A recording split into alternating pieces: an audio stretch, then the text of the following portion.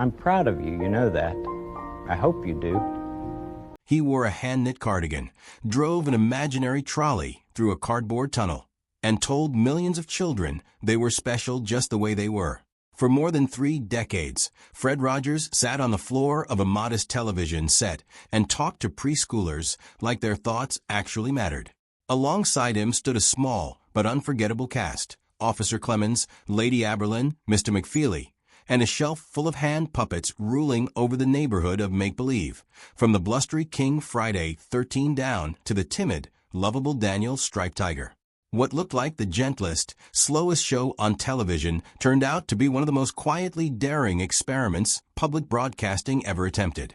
Behind that soft piano score and daily ritual of changing shoes was a program that challenged segregation, tackled war and death head-on, and turned a former puppeteer into an ordained minister broadcasting to a congregation of children. Here are 15 facts about Mr. Rogers' Neighborhood that reveal just how much was happening beneath that calm, unhurried surface. Stick around for the last one. It explains why a show this gentle ended up being one of the most rebellious things ever aired on American television. In the summer of 1969, American television mostly steered clear of anything resembling social commentary, especially on children's programming. Mr. Rogers' Neighborhood broke that unspoken rule without ever raising its voice. Fred Rogers set up a small plastic wading pool on the set and invited Officer Clemmons, played by Francois Clemmons, a black actor and trained opera singer, to cool his feet alongside him on a hot day. The two men sat together, talked, and shared a towel afterward, as unremarkable an exchange as two neighbors could have. Except it wasn't unremarkable at all. At that exact moment in American history, public swimming pools were still flashpoints for racial conflict. Pool integration efforts across the country had been met with harassment, vandalism, and outright violence in the years leading up to that episode. Rogers didn't narrate the significance of what he was doing. He never turned to the camera to explain a lesson about equality. He simply sat beside Clemmons, talked quietly about tired feet on a summer day, and treated the moment as entirely unremarkable, which was exactly the point. For a generation of young viewers, that unremarkable calm was the message. Sharing space and comfort with someone who looked different from you wasn't a controversy. It was just what neighbors did. The show revisited the same image years later, bringing Rogers and Clemmons back to the pool in the early 1990s, as if picking up a conversation that had never really ended. In a medium that usually chased controversy for ratings, Mr. Rogers' Neighborhood used a plastic pool and 2 pairs of bare feet to say something that networks were still afraid to say out loud. Long before he wore a cowl and cape in Tim Burton's Gotham, Michael Keaton was a young Pittsburgh local trying to break into show business. And one of his early jobs was working behind the scenes on Mr. Rogers' Neighborhood. In the mid-1970s, Keaton joined the production's floor crew, handling props, helping build and shift sets, and operating the very trolley that carried viewers into the neighborhood of make-believe. He wasn't confined to the crew, either. Keaton stepped in front of the camera on at least one occasion, appearing as one of the Flying Zucchini Brothers during a circus-themed segment, embracing the show's playful, low-budget charm long before he'd ever worry about box office numbers. For a performer who would go on to inhabit one of pop culture's darkest, most brooding characters, his start couldn't have been more different, making sure a wooden trolley hit its mark on cue and puppets got their props on time. Keaton has spoken warmly about that period of his life in later interviews, describing Fred Rogers as remarkably consistent and genuinely kind, someone who treated the crew with the same patience and respect he showed on camera to an audience of 4-year-olds. It's a small but telling detail. Long before Hollywood ever knew his name, the man who would become one of cinema's most complicated heroes learned some of his earliest lessons in professionalism from a man in a cardigan pushing a trolley across a soundstage. For more than 30 years, Fred Rogers maintained a weight of exactly 143 pounds, stepping on a scale most mornings to check. It wasn't vanity, and it wasn't a health regimen in the conventional sense. It was a private ritual rooted in numerology that only made sense once you knew what the number meant to him. Rogers was drawn to the idea that I love you could be encoded in digits. 1 letter in I for letters in love, 3 letters in you. Put together, that spells out 143, a simple, almost childlike cipher for the phrase that sat at the very center of his life's work. Keeping his weight fixed at that number turned an ordinary act of self-monitoring into something closer to a daily meditation, a quiet reaffirmation of purpose repeated morning after morning for decades, largely unnoticed by anyone outside his closest circle. The detail eventually became public knowledge and took on a life of its own. Pennsylvania later established May 14th, read as 1/4/3, as an unofficial 143 day, encouraging residents to perform small acts of kindness in his honor. It's a strange and touching legacy. A number that started as one man's private shorthand for love became a statewide invitation to practice it. Few images are more tied to Fred Rogers than the daily ritual of trading his jacket and dress shoes for a soft cardigan and a pair of sneakers. Over the decades, that changeover became a kind of visual punctuation mark, a signal to young viewers that the outside world had been set aside and their time together was beginning. But the sneakers weren't chosen for symbolism. They were chosen to solve a problem with sound equipment. Early in production, the studio floor amplified every footstep Rogers took in leather dress shoes, and the sensitive microphones on set picked up every click and echo. What should have been calm, quiet dialogue kept getting interrupted by the sound of shoes striking the floor. The fix was simple. Switch to soft-soled canvas sneakers that wouldn't register on the audio track.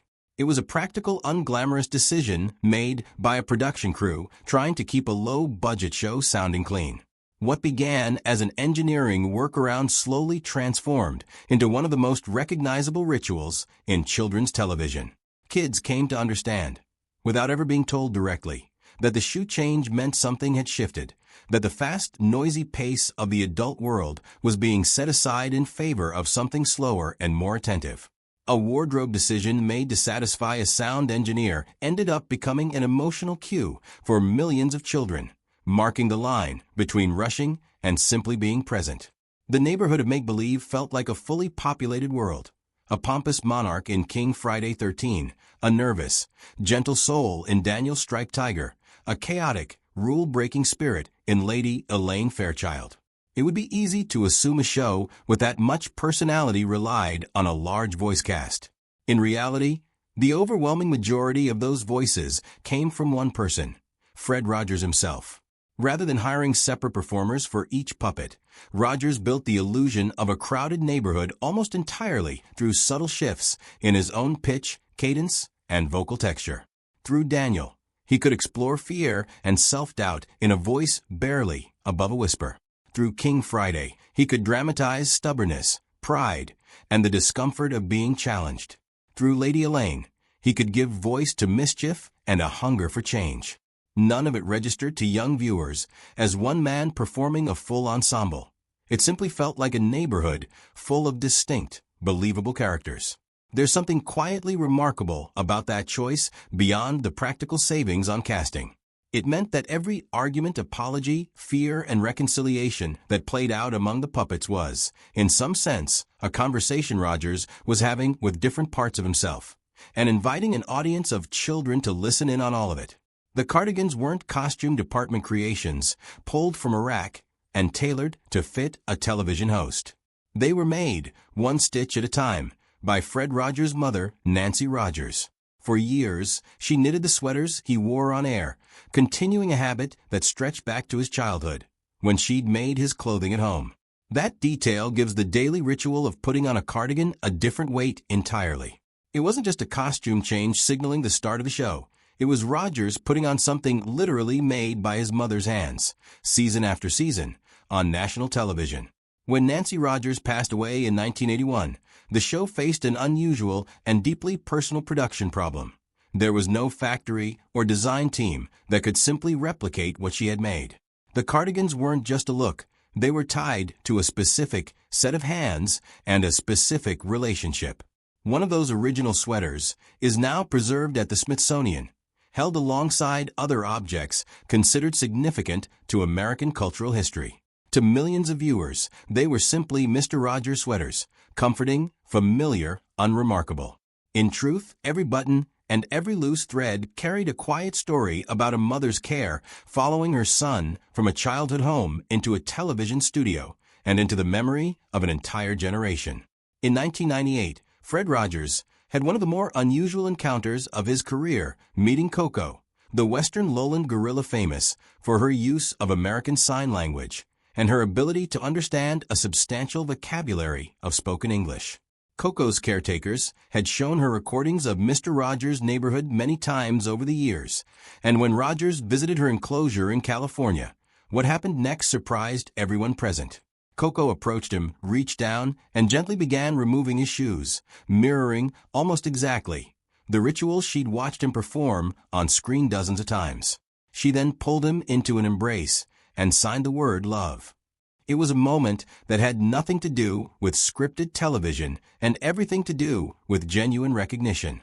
A gorilla with no obligation to perform, no audience to please, and no reason to fake affection had absorbed the emotional rhythm of his show closely enough to reenact its most tender ritual unprompted. For a program built entirely around themes of care, patience, and connection, it's a hard scene to top. Somewhere between studying video footage and forming an actual bond, Coco had understood, in her own way, exactly what Fred Rogers had spent his career trying to communicate to an audience of small children who could barely read yet.